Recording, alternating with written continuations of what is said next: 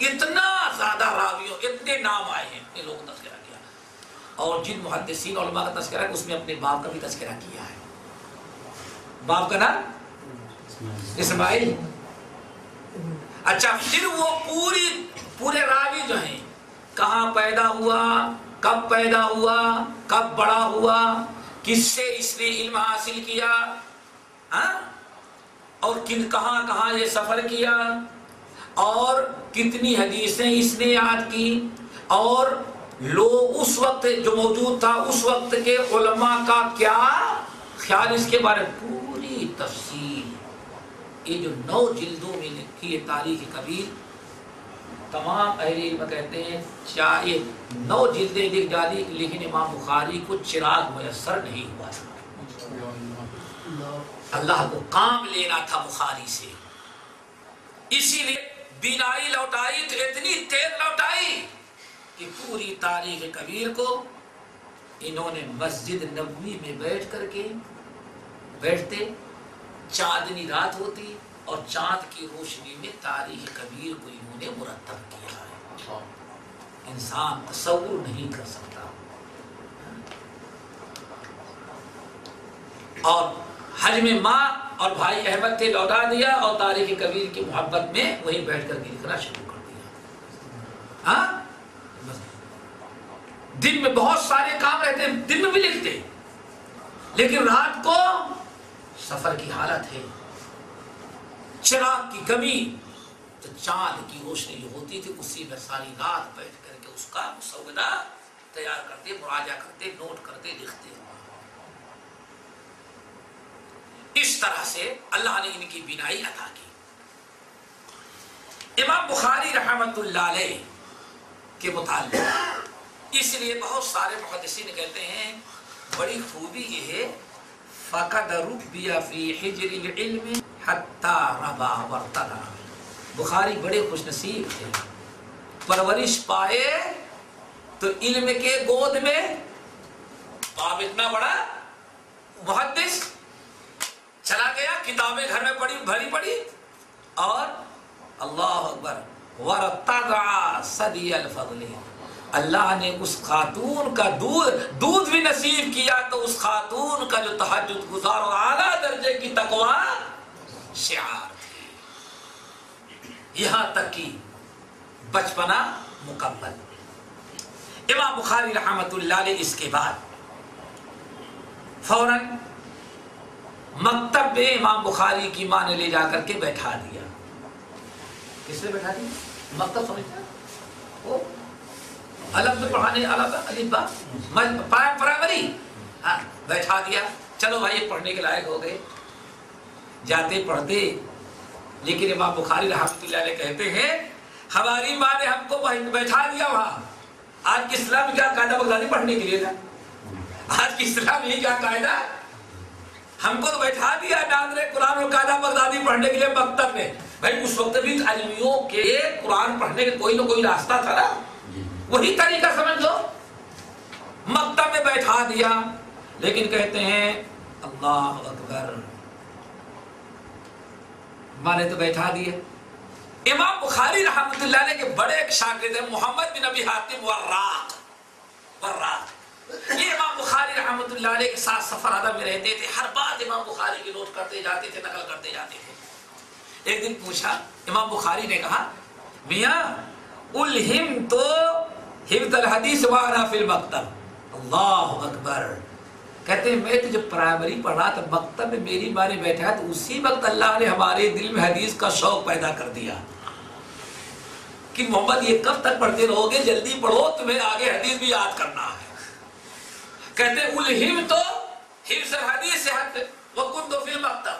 ابھی میں مکتب میں تھا، جبھی سے اللہ تعالیٰ نے ہمارے دل میں حدیث کے یاد کرنے اور حدیث سیکھنے سکھانے اور حدیث کو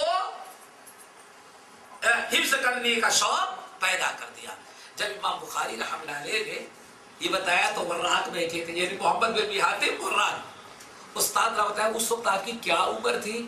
کہتے ہیں کنت اشرف، صرف 10 سال کا تھا، جبھی سے اللہ نے ہمارے دل میں حدیث یاد کرنے کا شوق پیدا کر دیا. باپ کے گھر میں کتابیں تو تھی ہی، مخطوطہ تھا، لوگوں سے سنتا تھا اور حدیثیں میں نے یاد کرنا. اللہ اکبر. بات آ گئی عبرت کے لیے. اللہ تعالیٰ سے دعا کرو آج ہمارے بچوں میں بھی یہی شوق پیدا ہو جائے تو بڑی مشکلات حل ہو جائیں. ابھی تفصیل میں جانے کے ٹائم میں مثال کے طور 2 مثالیں دیتے ہیں. ایک مثال دیتے ہیں، حدیث کا شوق پیدا ہو گیا 10 سال کے اندر. آج آپ اپنے بارے میں سوچ لیں، بچپنے میں جس چیز کی کوشش کی ہوگی شوق پیدا ہوا ہوگا اللہ نے دیا ہے آپ کو. اس لیے بچوں کو بھی کہیں بچوں کے دل میں شوق پیدا کریں. بس 2 باتیں بتاتے ہیں شوق پیدا کرنا پڑتا ہے. نمبر 1، امام ابو داؤد رحمۃ اللہ علیہ صاحب سنن، ان کے بیٹے عبداللہ یہ چھوٹے سے تھے، عبداللہ چھوٹے سے تھے تو امام ابو داؤد رحمۃ اللہ علیہ جب کسی عالم کے پاس، بڑے عالم کے پاس حدیث پڑھنے کے لیے جانے لگے ان کو بھی گھسیٹ کر کے لے کے جاتے تھے، کہیں یہ گود میں اٹھانا پڑتا تھا. اب بیٹا چلتے چلتے تھک جاتا تو کہاں بیٹھا ہے؟ کندھے پر. امام ابو داؤد اپنے بچے عبداللہ کو محدثین کے پاس لے کے جاتے ہیں. ذرا آپ بڑا ہو گیا، چلتے گھسیٹتے چلے جا رہے ہیں. کچھ لوگوں نے کہا ہے اللہ کے بندے اس چھوٹے سے بچے کو ماں کے پاس چھوڑ دو، کھانے پینے کھیلنے کودنے دو، اس کو بلا وجہ گھسیٹتے رہتے ہو. امام بخاری نے جواب کیا دیا؟ بات اصل امام ابو داؤد نے جواب دیا، میاں اصل میں یہ بڑے بڑے لوگ ہیں، ان سے تو میں علم حاصل کر لے رہا ہوں. پتہ نہیں یہ عبداللہ کو چھوڑ دوں گا، بڑا جب ہوگا حدیث حاصل کرنے کے لائق تو اس وقت تک پتہ نہیں یہ ہمارے بڑے بڑے علماء رہیں کہ دنیا سے چلے جائے. تو اس لیے میں گھسیٹ کے لاتا ہوں تاکہ ابھی بچپنے ہی میں ان بڑوں سے فائدہ. آخرکار اپنے وقت کے امام عبداللہ رحمۃ اللہ علیہ، ابو داؤد رحمۃ اللہ علیہ کے انتقال کے بعد سجستان اتنے بڑے عالم ہو گئے کہ سجستان سے باقاعدہ بغداد بلائے گئے.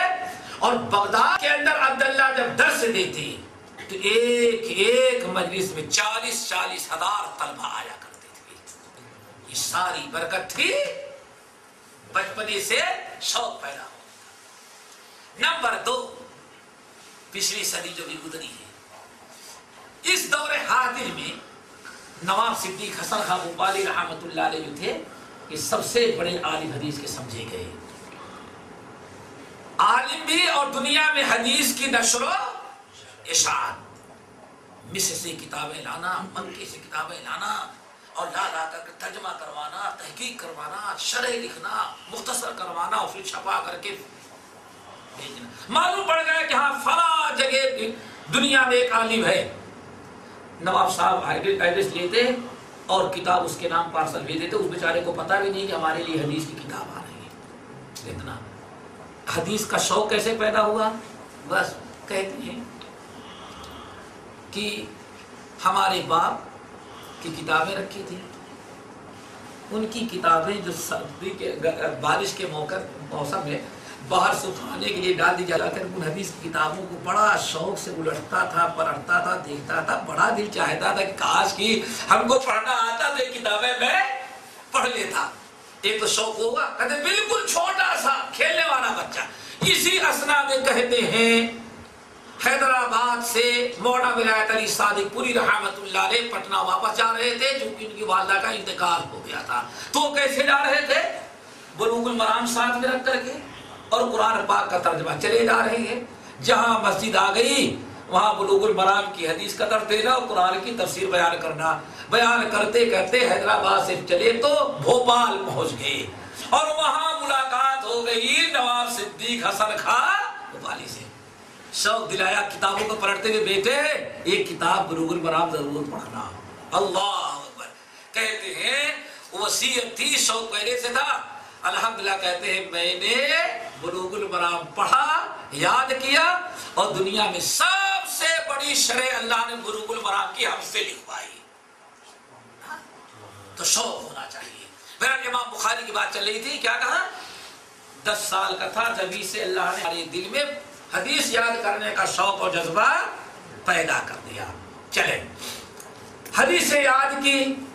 اس وقت بخارا میں ایک بہت بڑے عالم تھے جن کو کہا جاتا علامہ امام داخلی رحمت اللہ علیہ. شہر بخارا میں سب سے بڑا حلقہ درس انہی کا تھا. پوری دنیا سے لوگ حدیث حاصل کرنے کے لیے ان کے پاس آیا کرتے تھے. دیکھو یہ خاص ذہن میں رکھیں، اللہ تعالیٰ کو جب کسی سے کام لینا ہوا تو کس طرح سے اس سے کام لیا. نابینا تھے، بینا بنایا، اور بینائی بھی بے مثال پاور والی. پھر ماں نے مکتب میں بیٹھایا، اللہ تعالیٰ نے دل میں شوق ڈال دیا. 10 سال کی عمر ہے، اب آگے بڑھو. حدیث کا شوق تھا، اب حدیثیں یاد کرنے لگے. چند سالوں میں اتنی زیادہ حدیثیں انہوں نے یاد کر لیا. اللہ